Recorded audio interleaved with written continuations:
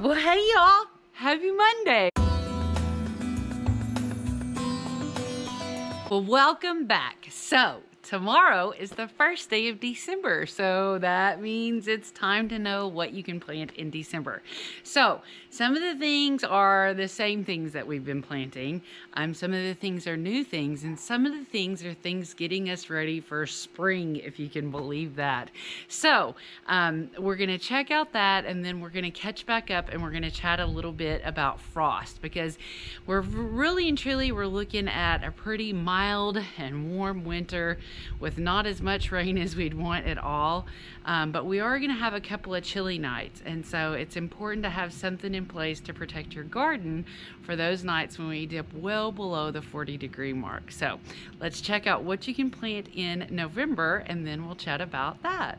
Well, this is what you can plant in December. So we still got one more round of globe artichokes. We can do arugula, asparagus from transplant, basil with some protection, beets, bok choy, broccoli from transplant, cabbage, Chinese cabbage, carrots, cauliflower, cilantro, celery, collard greens, dill, endive, eggplant, garbanzo beans and garlic with protection, fennel and kale, kohlrabi from transplant, leeks, lentils with protection, lettuce from transplant, mizuna, mustards, oregano from transplant, onions, parsley, parsnip, peas, peppers, radish, rutabaga, spinach, Swiss chard, turnips, and thymes. And down there at the bottom, it's tomato time. Well, December 15th will be the time that we can get our little starts either going indoors or outdoors for our tomatoes, because tomato planting time is in February in the low desert. So that's what you can plant as far as veggies and herbs in the low desert zone 9B. For flowers in December, you can plant argentums, arcautus, dwarf and tall versions, baby's breath, black-eyed Susans, carnations, dianthus, English daisies, forget-me-nots, geranium, glorioso daisy, lobelia, nasturtia, nemesis, nimbergia, ornamental kale and cabbage, then pansies, petunias, all kinds of poppies. You can do California, Icelandic, Shirley, primrose, snapdragon, stock, strawflower, sweet alyssum, sweet pea, and verbena. Now, of course, you can go out and you can spend a good amount of money on frost cloth. You could get some on Amazon, but if you're like me, you might like to save a little bit of money. So one of the most basic things that I've used for frost cloth in the past is just some sheets. It could be sheets that you use in the house. It could be sheets that you don't use in the house. You could use an old shower curtain. You could even use an old light blanket. The thing about covering from frost is you just want to make sure that you cover all the way down to at least the ground. That way, any moisture that collects on the plants as those temperatures drop just kind of tumble down the side onto the ground instead of collecting somewhere on your plant. Now, this also applies to other things in your yard besides just your vegetable garden. So if you've got some tropical plants that are sensitive to cooler times, getting a sheet over them will be a lifesaver for them. Now, if you wanted to get fancy, you could also get some drop cloth. This is a 2 mil. I think you can also get like a 4 mil at Home Depot, and then you could create yourself a little cold frame. So I'm gonna actually be, and I'm about to talk to you about what we're gonna talk about next week, but I'm actually about to start an experiment because as you kind of noticed in our what you can plant in December, around December 15th is when we can start planting our actual tomatoes starts. So you can actually start those outside if you've got them in an area that you can protect them. Tomato plants are frost tolerant to I think like 35 degrees.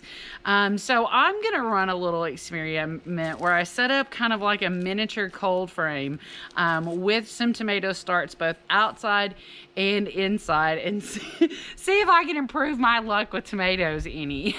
I'm coming to an awareness though that when things get stressful for my tomatoes, they all turn to this one particular virus.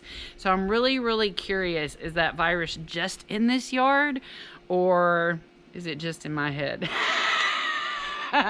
Because that could very well be the thing. And hopefully it is in my head, because doggone it, I want some good tomatoes this year. So now what we're going to talk about next week is moving some of my grow situation inside. So I'm going to show you my setup, what I'm doing, what I'm setting up. I'm going to show you that all next week. But I mention it this week because I want you to start kind of thinking about it. And the reason why is because of those colder temperatures. There's still plenty of things that we could plant outside from seed, even though the seed, what you can plant chart said, you know, that you need to do broccoli from transplant. You could still plant that from seed.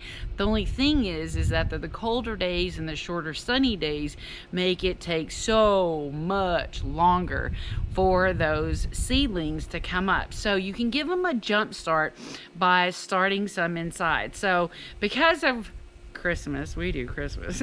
So because of Christmas, my Christmas tree is actually going to go where my current seedling station is. So that seedling station is actually going to get moved over to a southern window. And that doesn't necessarily mean I'm using or counting on the light in that southern window.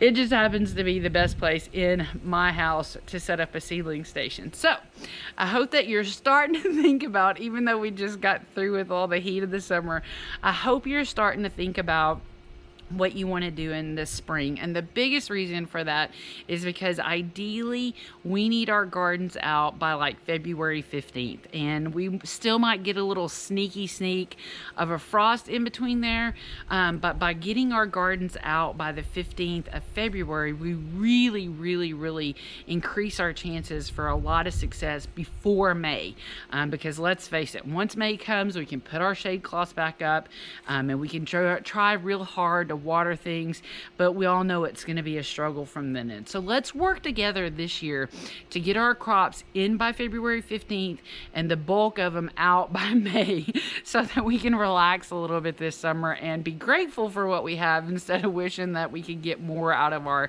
shade covered non-pollinating plants at that time. Well, I hope you had a happy Thanksgiving. I ate cornbread dressing for probably 2 or 3 days. I ate it for breakfast every single day there for a couple of days. My family is past the leftovers at this point, so I'm actually having to start feeding them real food tonight, but I'm still doing it from a little bit of leftovers.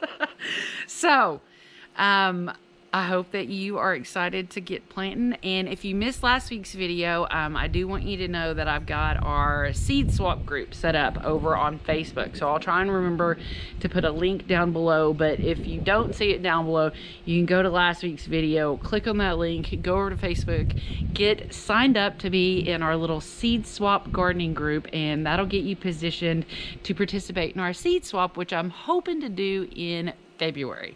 So until then, I hope you have the best day ever, and thanks so much for stopping in whenever you get a chance. Bye.